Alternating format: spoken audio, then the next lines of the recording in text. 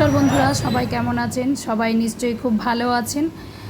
তবে খুব ভালো আছেন সবসময় বলি বলে বলা হয়ে যাচ্ছে, কিন্তু খুব ভালো আমরা কেউই নেই। সকলেরই একটা মানসিক চিন্তা সাংঘাতিকভাবে কাজ করছে। তো যাই হোক, আমি 14ই আগস্টের ভিডিও আর 15ই আগস্টের ভিডিও দুটো মিলিয়েই একসাথে আমি পোস্ট করলাম। তো সবাই জানেন তো 14ই আগস্ট প্রত্যেকেই রাস্তায় নেমে পড়েছিল, সমস্ত মা বোন তো নেমেইছে, তার সাথে সাথে কিন্তু অনেক ছেলেরাও নেমেছে।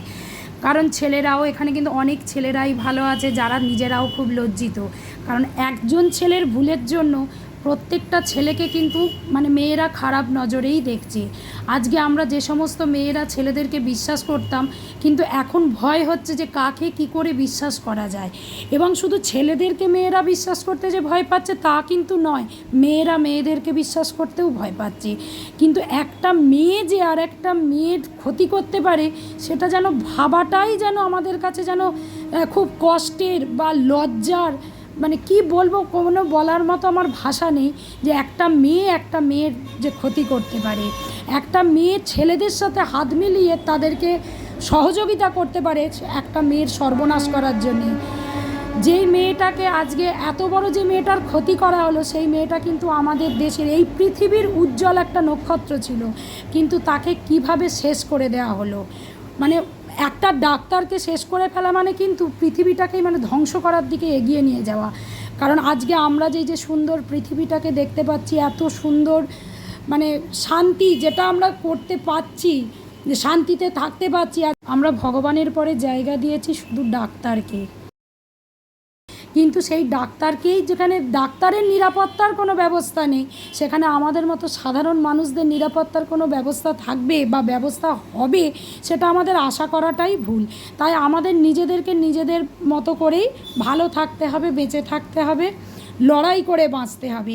তবে প্রত্যেক ভালো মানুষদেরকেই আমি বলবো, প্রত্যেকে এগিয়ে আসুন, প্রতিবাদ করুন। এই যে যারা নোংরা, যারা অসভ্যতা করছে, তাদেরকে যথাযথ শাস্তি দেওয়া হোক।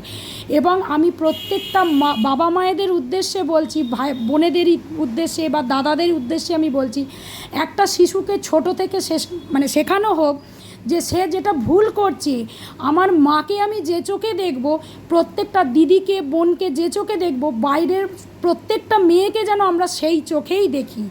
একটা ছোট্ট বাচ্চাকে তার জ্ঞান হওয়ার পর থেকে একটা ছেলেকে কিন্তু এই শিক্ষাটাই দেওয়া হোক, যে নিজের মায়ের চোখে, নিজের বোন দিদির চোখেই যেন প্রত্যেকটা মেয়েকে তারা দেখে। আজকে আমরা বাড়ির লোকেরা যদি সতর্ক হই, তাহলে দেখবেন এই দুর্নীতি, এই যে খারাপ সময়টা, আজকে যে এত লোকের হাহাকার, এত কষ্ট, এত চোখের জল, সেটা হয়তো ভবিষ্যতে আর আমাদেরকে দেখতে হবে না। খুব কষ্ট হচ্ছে আমার বলতে, আমারও একটা ছেলে আছে, আমারও একটা মেয়ে আছে। আমারও এটা ভয় করে যে আজকে একটা ছেলেকে নোংরামো করা দেখে আমার ছেলে কী শিখবে। সেই কারণে আমার ছেলেকে তো আমি অবশ্যই যথাযথ শিক্ষা দিচ্ছি। আপনারাও কিন্তু প্রত্যেকটা ছেলের মা, প্রত্যেকটা ছেলেকে সেইভাবেই শিক্ষা দিন, যে একটা ছেলে হলেও প্রত্যেকটা নারীকে যেন সে তার মায়ের চোখে দেখে, সে তার বোনের চোখে দেখে।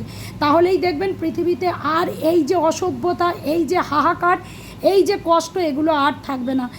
তো যাই হোক, আমি পতাকা উত্তোলন করছি, সেটা তো দেখতেই পাচ্ছেন। আমরা স্বাধীন দেশে পরাধীন মেয়ে, তবুও আমরা পতাকা তুলতেই হবে, তাই পতাকাটা তুললাম।